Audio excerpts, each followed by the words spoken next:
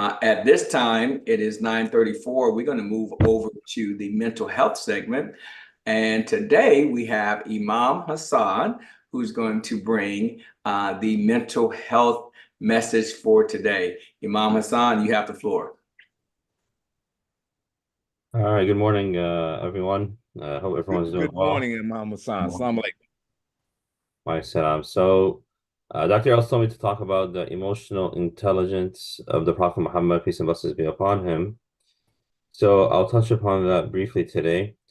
Just to illustrate, I'll talk about five important traits, or there's five important traits they say when it comes to emotional intelligence. Of course, the first one is self-awareness, how conscious one is of their own emotions in the moment. Number two is self-regulation, how well you are able to manage your emotions under pressure. Number three is the concept of motivation, and this is the ability to transform negative thoughts or situations into positive moments. Empathy, the capacity to recognize others' emotions, respond to them, and put your shoes basically in the somebody else's position to feel what they're feeling in that moment. So, anyways, and the last one, of course, social skills, the ability to interact well with others, communication, teamwork, and so forth. So we see the Prophet Muhammad had the ability to perfectly in tune with the people around him. He paid attention to everything, both verbal and nonverbal cues. He was fully attentive and present with everyone he interacted with. So, like, if he would speak to someone, right, he would give them their full attention, regardless of who they were. And there was, we have this whole thing of one of the great scholars of, at our time. He said one of his students studied with him for 19 years.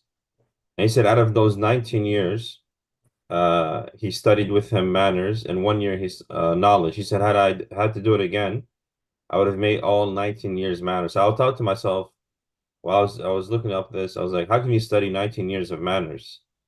And if you look at it deeply, right, because the prophet, there's a saying about the prophet, you say, I was not sent, but to perfect character.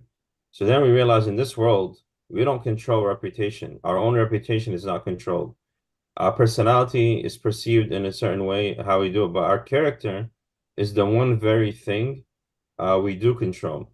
And the prophet came to help us perfect that. So then we have books about the etiquette of character on social media, mannerisms when eating, understanding the customs of society. So, for example, in the Middle East, it's probably normal to eat with your fingers. Here in this country, you probably eat with a spoon, right? So, understanding the customs of where you're at, as long as it doesn't contradict religious beliefs within the confines, all right? It is important to always, the Prophet understood those things. So when we understand that these alone make a big difference in society, uh, then it'll be a lot easier for a teacher to teach, right? And others to do things when we understand this whole concept of mannerisms, character, emotional intelligence. So the Prophet would say, strive for what which will benefit you, seek the help of Allah or God, do not feel helpless. If anything befalls you, do not say, if I only had done such and such. All right, rather say, Allah has decreed whatever He wills, He does. Or for saying if opens the door of saying. So here we see one of the ways of emotional intelligence that was taught by the Prophet is that don't let the worries of the past bother you, right? But rather we learn from it and move on. And always saying if and if opens the doors of many other things that we don't know of. It's all in the mind. So we want to turn those negative thoughts and realize that God has a plan and He already know what it is. So now we say what God plans, and He's the best of planners. So ultimately, of course, when it comes to grief in a family, oh, somebody would say, oh, should I not be on life support, this or that? But we realize that God is in control of life and death. We do our part and we leave the rest to Allah. So then we don't beat up ourselves and what we failed or we thought we can achieve, but rather we learn and we try our best to improve. Now, when you talk about the Prophet's emotional intelligence, I talked about the five core things. I want to give an example of each one if I have, within the time. So, for example, You have enough time, Imam. Take your time. during the time, for example, and usually in a mosque, when you enter most mosques, you take off your shoes, right? We enter with the right foot. We make a prayer. Oh God, we want to receive, your bounties upon us. And we believe that the house of God, like the mosque, is where it's the house of mercy, the house of forgiveness. It's a safe space. It's supposed to be feel where, everyone is welcome, even at a mosque where even if you're not Muslim, right? It's an open air for anyone to come, regardless of faith and culture. So, anyways, during the time of the Prophet, they had the Bedouins who were not, they didn't know a lot of these things. So a Bedouin walked into the mosque and he actually urinated inside the mosque. So the companions of the Prophet and the others around there were getting very upset. Like, how dare somebody come in? Yeah. Oh no, that's the first time I heard that. Go ahead. I'm sorry for. Yeah. So anyway, the Prophet told everyone to basically calm down, and he told them to put water over it. All right. And then he brought the Bedouin and explained to him that 1, 2, 3, you're not supposed to do this. So the Bedouin, he didn't know, and he said, I'll never do this again. All right. So then the other companions were learning from the Prophet. The Prophet could have easily kicked him out, trespassed him, could have had him exiled, could have ridiculed him. But he was a teaching moment. He was self-aware of what's going to happening, and he made a conscious decision at that moment. So then when we have kids running in the mosque, we shouldn't get angry, for example. We should be patient, right? We should realize that, this is not my personal house. This is the house of God. And God knows that come as you are, all right? Come as you are, like you do to a hospital, and realize that if a hospital had no sick patients, the hospitals will shut down. And through coming to the mosque and the environment, all right, you will learn, and how you're taught is very important. That's why the Prophet's wife, Aisha, she said, had the Prophet come and start telling people what to do and not to do in the beginning, nobody would have followed him. And the verse in the Quran, chapter 3, says, if the Prophet was harsh-hearted and rough towards the people around him, even his followers would have left him. And they explain the word, in Arabic, we have multiple words for the word separation. So, like, for example, it takes a while to build a building, but he says that they would have separated like shattered glass. And glass, you technically can't put back together. So he says when you say something to somebody, a word can hit them so hard that you can never repair that relationship. So the Prophet was so aware of the people around him.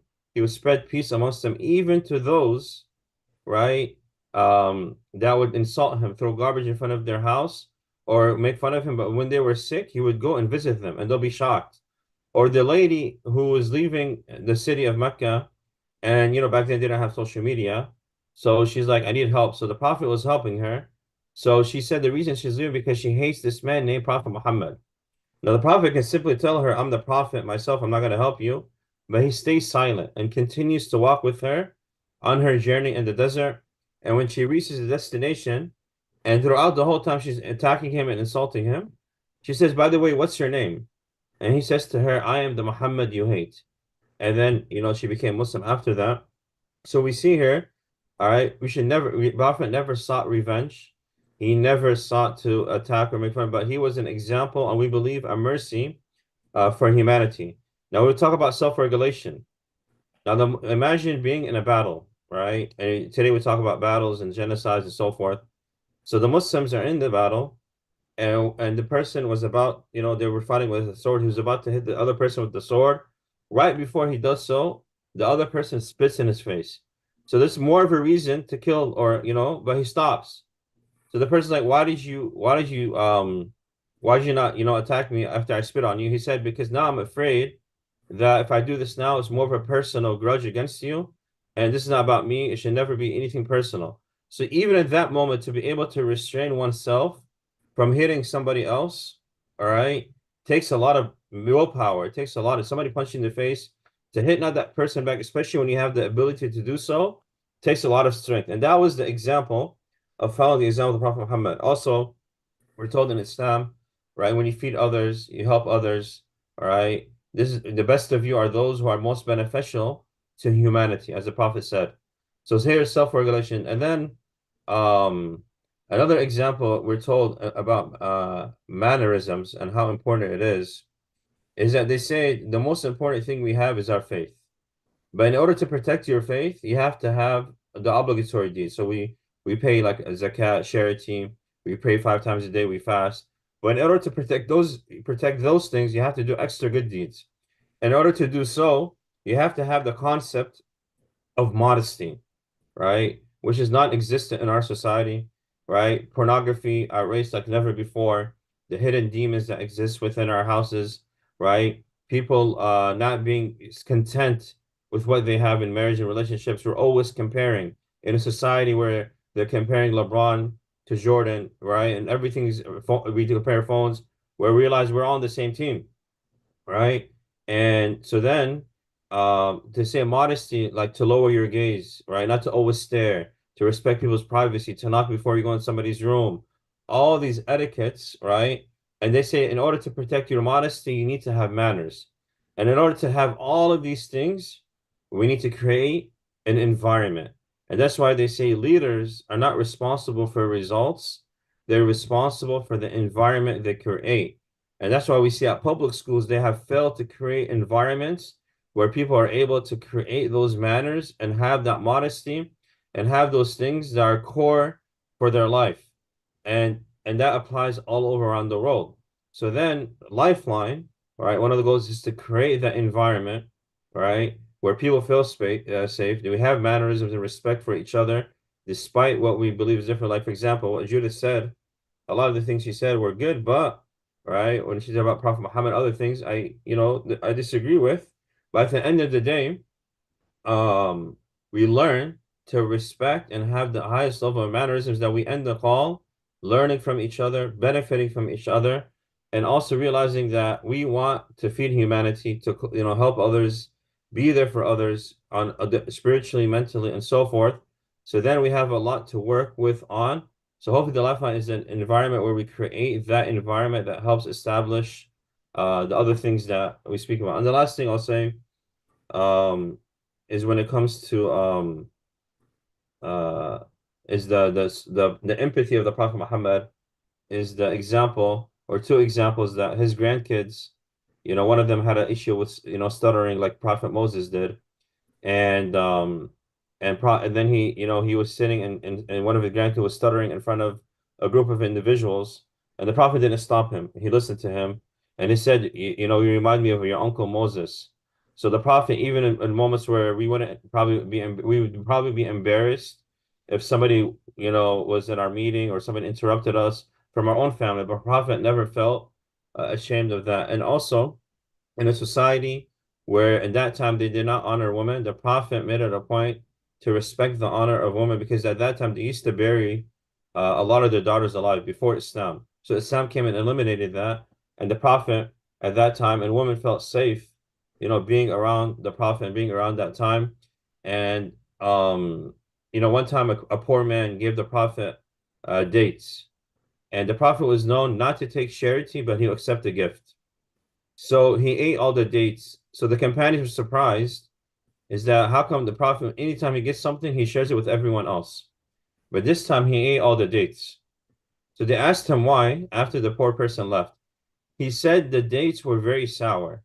And had he shared them with everyone else, he was afraid that they would have probably laughed or mocked or spit out the dates. So he had empathy for the poor person. And in the moment, he made a quick decision and he ate him themselves and made the person feel really happy about what he gave. And also protecting his emotional well-being in the moment. So the Prophet had intelligence to be able to understand, all right, even in that moment, how to be concerned for that individual. Or, and the last example I'll mention is in our religion, any fornication, anything outside of marriage is not allowed. So one of the young adults came to the Prophet, and he said, "Can I fornicate?" He wanted to seek permission. So the Prophet could have said, "How dare you ask such a question?" Right? Imagine going to a pastor or imam or an imam and saying that. So the Prophet looked at him and he said to him, would you like this for your mother or daughter? So he didn't even answer yes or no question. He wanted him to think, all right? And the young man said, no, I wouldn't like that. And he actually helped him in the process. And there was an incident where some person, did something where he kissed a girl on the cheek by accident, and he went to the prophet. And he felt very bad. And the prophet said to him simply, don't worry, right? The good deed replaces the bad deed. So don't let ever don't. That's why they say guilt from humans makes you worse and give up and depressed. But when you do something with God, God always wants us to improve and do better. And every second is an opportunity to be that person, the best we can be. And we always hope that the lifeline brings the best out of us. And I'll stop here. Thank you.